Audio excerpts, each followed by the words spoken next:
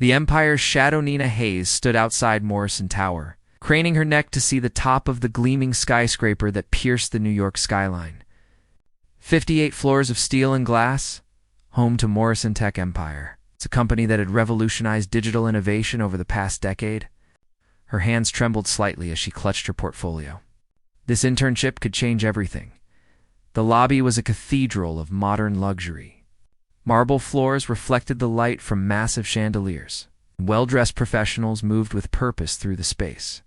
Nina smoothed down her bargain store blazer, suddenly aware of how out of place she felt among people whose watches probably cost more than her college tuition. First-day jitters. A warm voice interrupted her thoughts. A woman in her 40s with kind eyes and a tablet approached. "I'm Jamie Chen, Human Resources Director. You must be one of our new interns." "Nina Hayes," she replied, shaking the offered hand. "Thank you for this opportunity. Thank Mr. Morrison. He personally reviews every intern application." Jamie's smile held a hint of something Nina could not identify. "He has very specific ideas about talent." The dragon in his Dentha orientation room buzzed with nervous energy. 10 interns sat around a conference table, each one radiating the desperate eagerness of youth trying to prove itself worthy. Nina recognized the type because she was one of them. College graduates with impressive grades but empty bank accounts, all hoping this golden ticket would launch careers they had only dreamed about. Jamie was midway through explaining benefit packages when the door opened. The room's atmosphere changed instantly, as if all the oxygen had been sucked out. Nina turned to see why everyone had gone rigid. Blake Morrison entered like a storm given human form. Tall and broad-shouldered, he wore a charcoal suit that fit him like armor. His dark hair was styled with casual perfection, and his blue eyes held the sharp intelligence of someone who saw through every facade.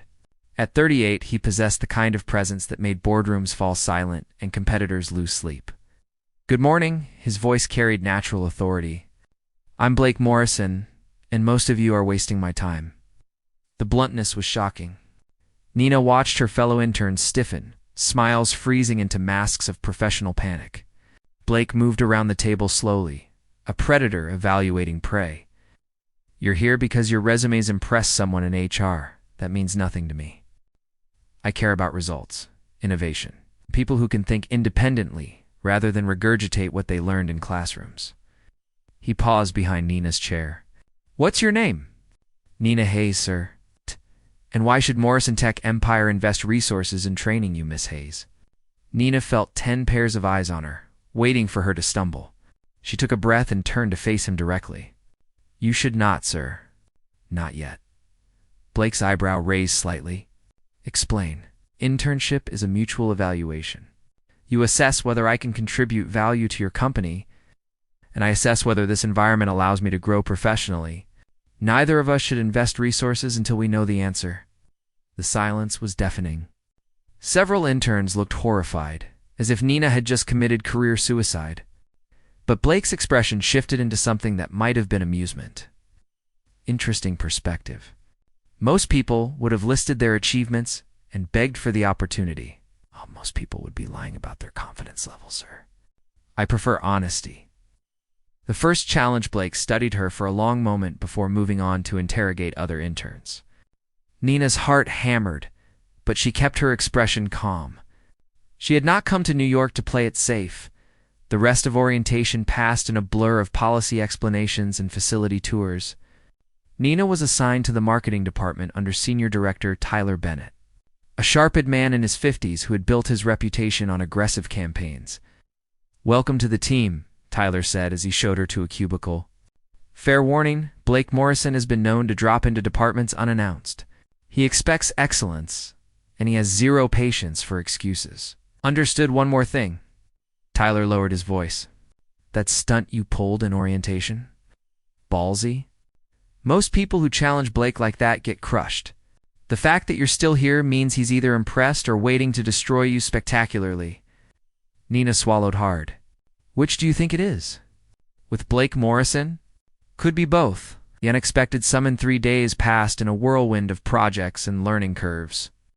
Nina threw herself into market research, analyzing consumer trends and competitor strategies. She noticed patterns others missed, gaps in Morrison Tech's approach that seemed obvious once she looked closely. On Thursday afternoon, Rachel Brooks appeared at her cubicle. Blake's executive assistant was elegant and efficient, the kind of woman who ran empires from behind the scenes. "Miss Hayes, Mr. Morrison wants to see you." "Now?" Nina's stomach dropped. She grabbed her notebook and followed Rachel to the executive elevator, trying to ignore the curious stares from colleagues. The ride to the 58th floor felt eternal. Blake's office was exactly what she expected: stunning views of Manhattan, modern furniture, and an atmosphere of controlled power. He stood at the windows, phone pressed to his ear, negotiating what sounded like a multi-million-dollar deal. He gestured for her to sit without turning around. "I don't care about their timeline," he said into the phone. "They either meet our terms or find another partner. You have 24 hours. He ended the call and finally faced her. "Miss Hayes, you've been here 3 days? Tell me what you've learned." The question was a trap. Nina knew it, but she also knew that anything less than complete honesty would fail her. "I've learned that Morrison Tech Empire has incredible technology, but is losing touch with younger consumers. Your marketing speaks to executives and investors. It's not to the 20-somethings who will drive the next decade of digital innovation. You're selling products when you should be building community." Blake's expression was unreadable. "You think we're out of touch?" "I think you're brilliant at what you do, but every empire has blind spots. Mine is suggesting that someone as successful as you might benefit from a fresh perspective." Something flickered in his eyes. Anger. Respect. Nina could not tell. Tyler Bennett requested budget for a youth-focused campaign. I denied it because the proposal was generic nonsense. Blake moved to his desk, pulling out a file. "You have 2 weeks to show me something better. If you succeed, you'll lead the project. If you fail, you're back to filing reports." Nina's pulse raced. "Thank you, sir. I won't disappoint you. Most people do," he said quietly. "That's why I stopped expecting anything different." The game begins as Nina left his office. Her mind was already racing with ideas. She had just been given an impossible opportunity by a man who seemed to expect failure. But something in his final words stuck with her. The weariness beneath the authority, the hint of loneliness in someone surrounded by thousands of employees. Blake Morrison was not just a ruthless CEO. He was a man who had forgotten how to trust people. And Nina suspected there was a painful story behind those walls. Back at her cubicle, she found a note tucked under her keyboard. Simple, handwritten, anonymous. "Be careful. Blake Morrison destroys anyone who gets too close." Nina crumpled the note and threw it away. She had not come this far to play it safe. The war for Blake Morrison's attention had begun. And Nina Hayes was about to prove that some battles were worth fighting. The Midnight Oil Nina's apartment was a shoebox in Brooklyn, shared with 2 roommates she barely saw. Tonight, she had the place to herself, which was perfect because her dining table had transformed into a war room. Poster boards covered every surface. Sticky notes formed colorful patterns on the walls. Her laptop displayed spreadsheets that made her eyes blur. 2 weeks to prove herself. 2 weeks to show Blake Morrison that fresh thinking could revolutionize his empire. Her phone buzzed at 11:30. Unknown number? Still working? The voice was unmistakable. "Mr. Morrison." Nina sat up straight, as if he could see her through the phone. "How did you get this number?" "I own a tech company, Miss Hayes. Finding phone numbers is not exactly challenging." There was a pause. "HR gave it to me. I wanted to check your progress." "At midnight?" "I rarely sleep before 2. Hazard of building empires." His tone shifted slightly. "Do you have anything worth presenting? Or should I start interviewing your replacement?" Nina felt irritation flare. "I have 17 different campaign concepts for demographic studies, and a complete social media strategy that will make your competitors weep. Is that worth presenting? Or should I add interpretive dance?" Silence stretched across the line. Then, unexpectedly, Blake laughed. It was a rusty sound, as if he had forgotten how. "Interpretive dance might actually improve our marketing meetings. My office, tomorrow morning, 7 sharp. Bring everything." He hung up before she could respond. The presentation that changed everything. Blake's office at 7 in the morning was bathed in golden sunrise light. He sat behind his desk in casual clothes, jeans and a fitted black sweater that made him look younger, more approachable. Nina had never seen him in anything but perfect suits. He looked surprised, he observed. I didn't expect casual Friday on a Tuesday. Haven't been home yet. Sometimes it's easier to work through the night than to go back to an empty penthouse. The admission slipped out before he could stop it, and Nina saw him mentally retreat. Show me what you have. For the next 90 minutes, Nina presented her vision. She had created a campaign called Real Voices, a real innovation that featured actual young users explaining how Morrison tech products had changed their lives. No corporate polish, no scripted testimonials. Just authentic stories from people who genuinely loved the technology. Traditional marketing tells people what to think, Nina explained, clicking through her slides. This approach invites them into a conversation. We're not selling products anymore. We're building a community of people who believe in what you've created. Blake said nothing. Just watched with those intense blue eyes that seemed to catalog every detail. The budget is 30% lower than Tyler's proposal because we're using real customers instead of actors. The engagement potential is exponentially higher because authenticity resonates with younger demographics who have learned to ignore traditional advertising. When she finished, Blake stood and moved to the windows. Manhattan stretched below them, waking up to another day of commerce and ambition.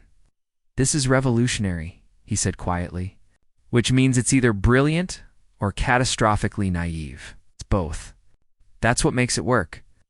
He turned to face her, and Nina saw something new in his expression.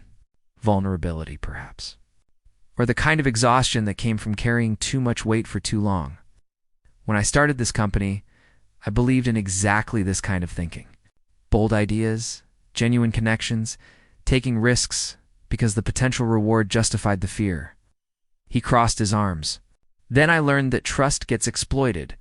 Boldness invites betrayal. The business world rewards caution over creativity. What changed you? The question was too personal, too direct. Nina knew it the moment the words left her mouth. But Blake did not shut down. Instead, he looked at her with something that might have been gratitude.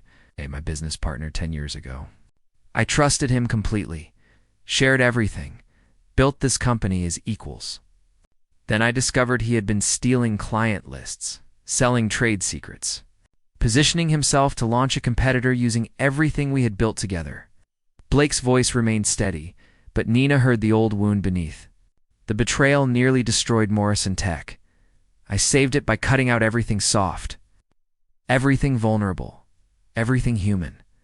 That must have been lonely. Lonely is safe. Lonely means nobody can hurt you. Nina gathered her courage. It also means nobody can help you, inspire you, or remind you why you started building this empire in the first place. The politics of jealousy by noon. Word had spread through Morrison Tower that Nina Hayes had spent the morning alone with Blake Morrison. The whispers started immediately, carried through cubicles and conference rooms like wildfire. Kevin Walsh, a senior marketing analyst who had been passed over for promotions twice, made sure Nina heard them. Impressive how quickly you've climbed the ladder, he said, leaning against her cubicle wall. 3 weeks and already private meetings with the CEO? That's quite a talent. I presented a campaign proposal. Nothing more, sure. And I'm certain your looks had nothing to do with getting the opportunity. His smile was all sharp edges. We all know how Blake Morrison operates. Pretty faces get chances. Actual talent gets ignored. Nina felt heat rise in her cheeks. My work speaks for itself, does it? Because from where I'm standing, it looks like you're using the oldest strategy in the book. Sleep your way to success. That's enough. Tyler Bennett appeared behind Kevin, his expression thunderous. Walsh, my office. Now. After Kevin left, Tyler pulled Nina aside. Ignore him. He's bitter because he has been here 5 years and never had an original idea. But Nina, you need to understand something. Blake Morrison is untouchable in this building. People worship him, fear him, and obsess over him. Any woman who gets close becomes a target for speculation. I'm not trying to get close. I'm trying to do good work. I believe you. But perception matters in corporate environments. Be careful. The unexpected dinner that evening. As Nina packed up to leave, Rachel Brooks appeared with an envelope. "From Mr. Morrison," she said, her expression carefully neutral. "He requests your presence for a working dinner tonight at 8. Inside was an address for an exclusive restaurant Nina had only read about in magazines. Places where reservations required months of advance notice and dinners cost more than her monthly rent. "This is a working dinner?" Nina asked skeptically. Rachel's professional mask slipped slightly, revealing something that might have been concern or sympathy. "Nina, can I give you some advice?" "Off the record. Please." Blake Morrison is the most focused, driven person I have ever worked for. He doesn't do casual anything. If he's invited you to dinner, it's because you've gotten under his skin in a way nobody has in years. Rachel hesitated.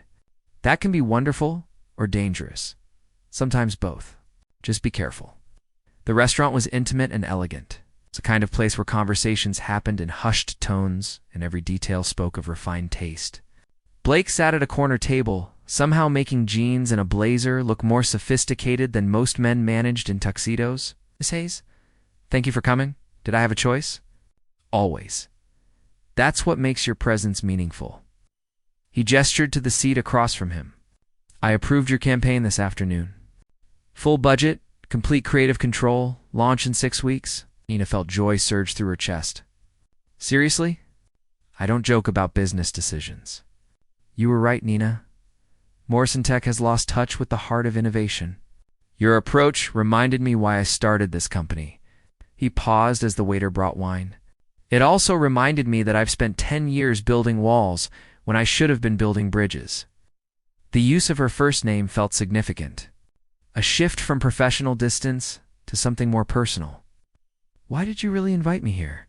Nina asked. Blake studied his wine glass. "Because board meetings and strategy sessions are easy.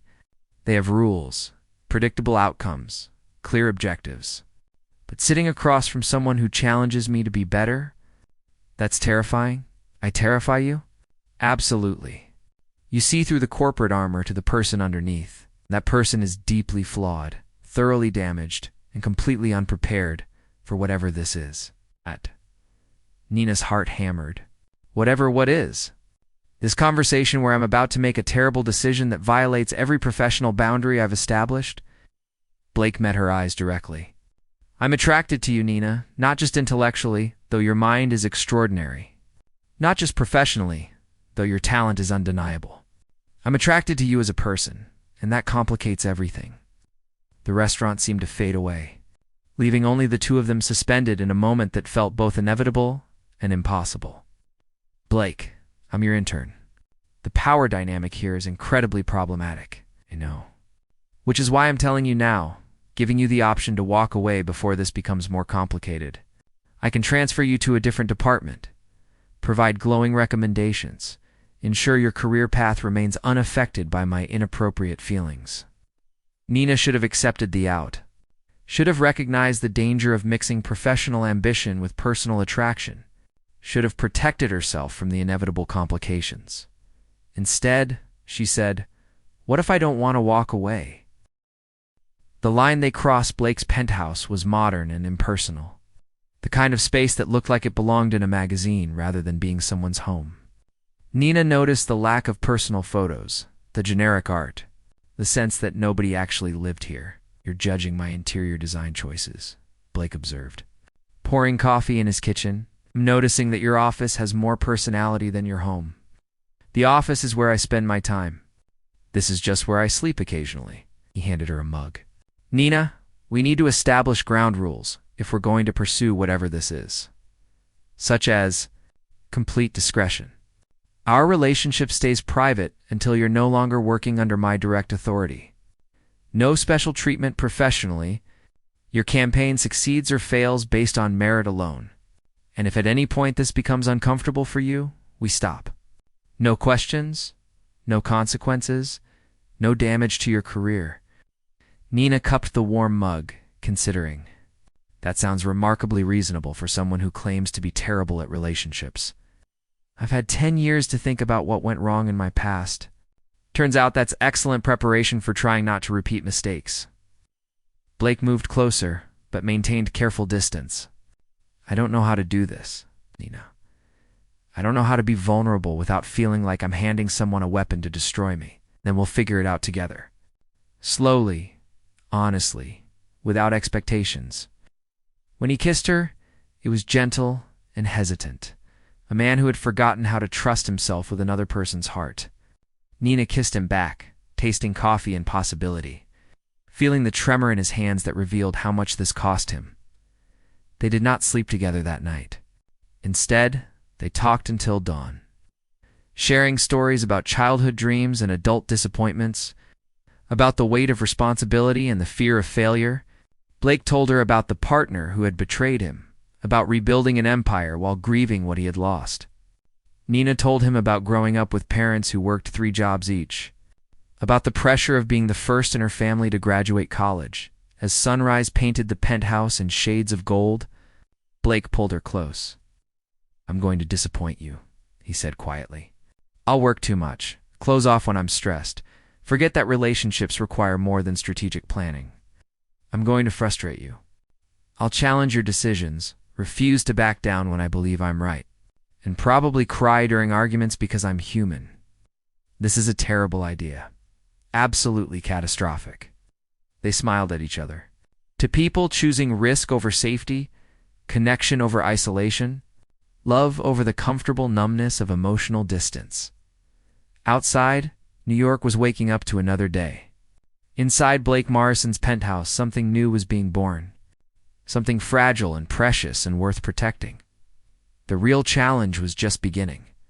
The storm.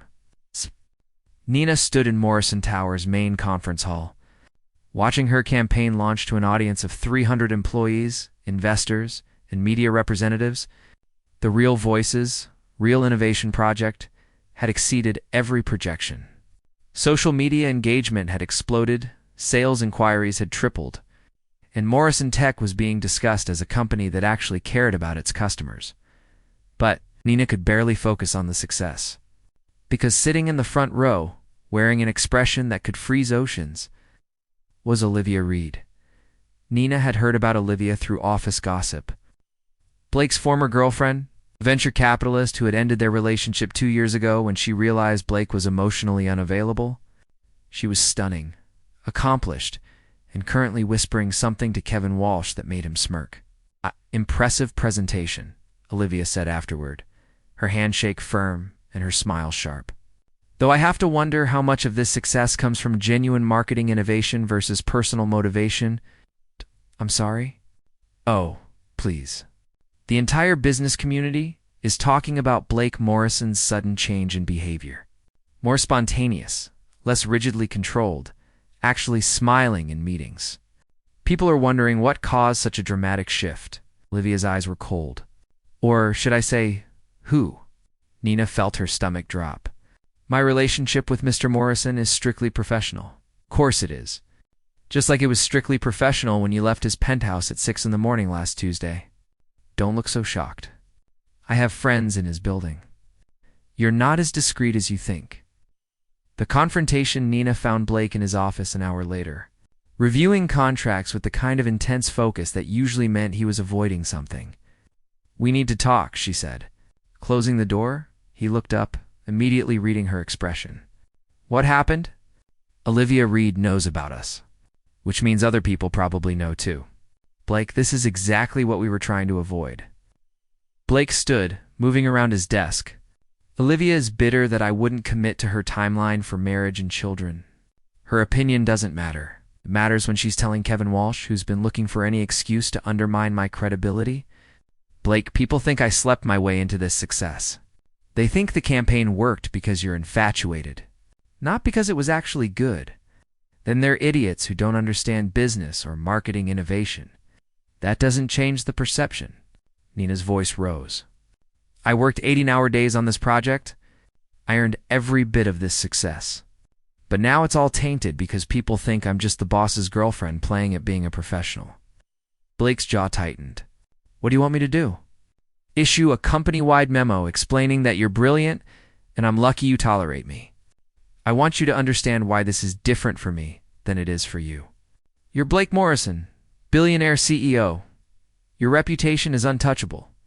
I'm Nina Hayes, 23-year-old intern. My reputation is all I have, and it's being destroyed by gossip. The silence between them was heavy with hurt and frustration. Finally, Blake spoke quietly. You're right. I've been selfish, thinking we could keep this private without consequences. I didn't consider how much harder this would be for you. I'm not asking you to fix it. I'm asking you to understand it. The hidden truth that evening, Nina received an unexpected visitor at her apartment. Diana Foster was Blake's oldest friend and the company's chief operating officer. Nina had met her briefly at the campaign launch. May I come in? Diana asked. There are things you need to know about Blake. Over tea, Diana told Nina the complete story. Not just about the betraying business partner, but about what came before. Blake's parents had died in a small plane crash when he was 16. He had been raised by a distant aunt who viewed him as an obligation rather than family. The partner who betrayed him, Jeffrey Cole, had been his foster brother, the only family Blake had chosen for himself. Jeffrey didn't just steal business secrets, Diana explained.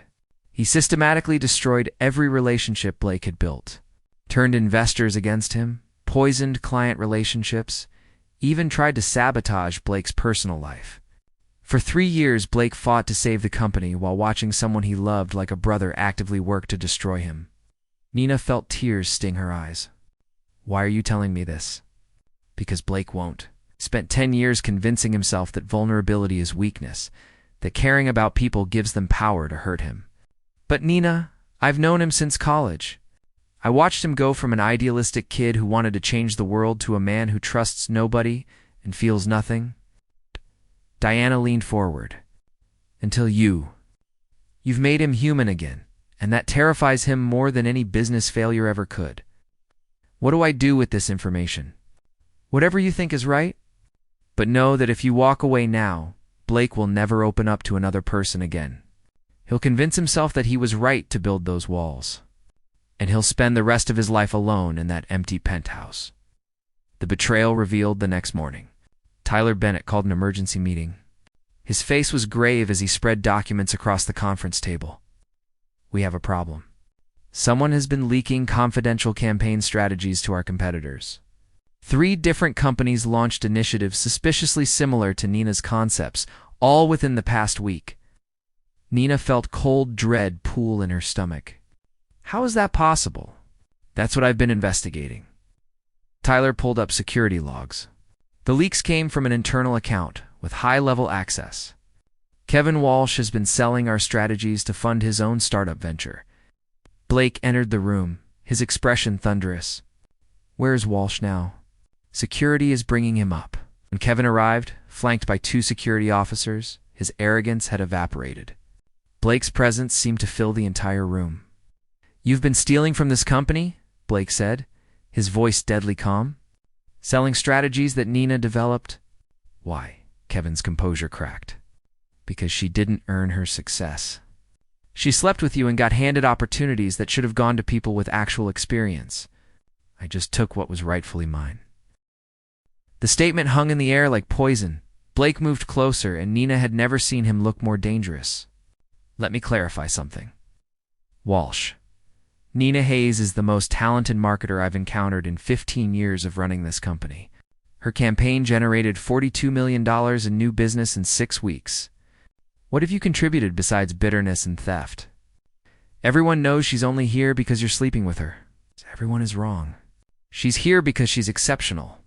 The fact that I'm in love with her is completely separate from her professional value.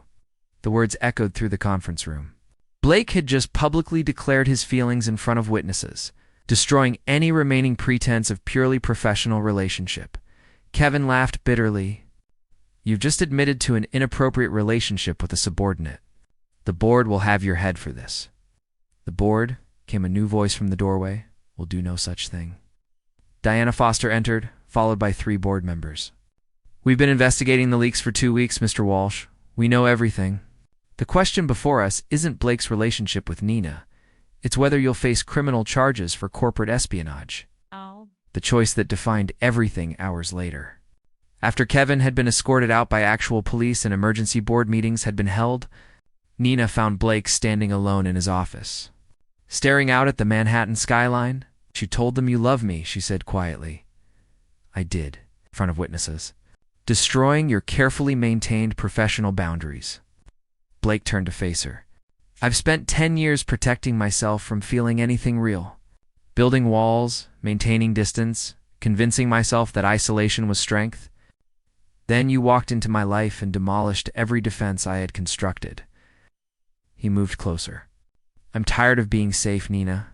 I'm tired of empty penthouses and transactional relationships. I'm tired of waking up successful and lonely. Blake, I'm 23. I don't know if I'm ready for whatever this is. Neither do I. I don't know how to do relationships that aren't contracts and exit strategies. I'll probably mess this up spectacularly. We'll probably mess this up together. That's what I'm counting on." Blake took her hands. "Nina Hayes, I'm offering you the messiest, most complicated relationship imaginable.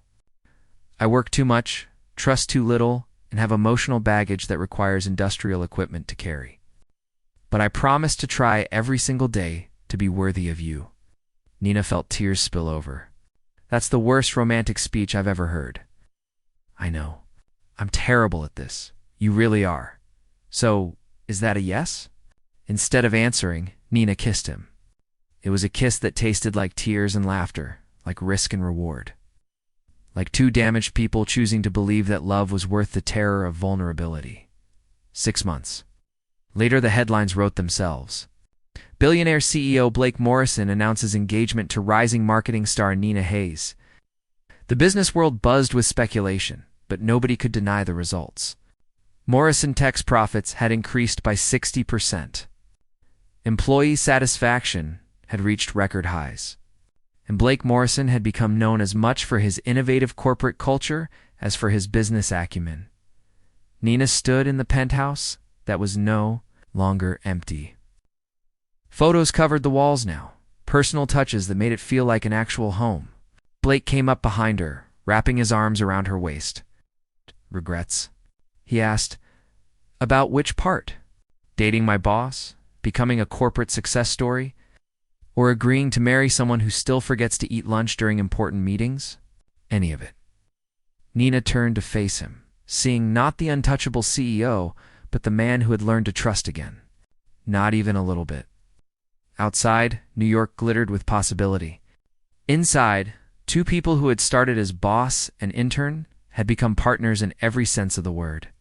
They had broken rules, survived scandals, and proved that sometimes the most dangerous risks led to the most extraordinary rewards. Blake. Morrison had spent 10 years believing that power meant isolation. Nina Hayes had taught him that true strength came from connection, vulnerability, and the courage to love someone completely. It was the ending nobody expected, which made it the perfect beginning.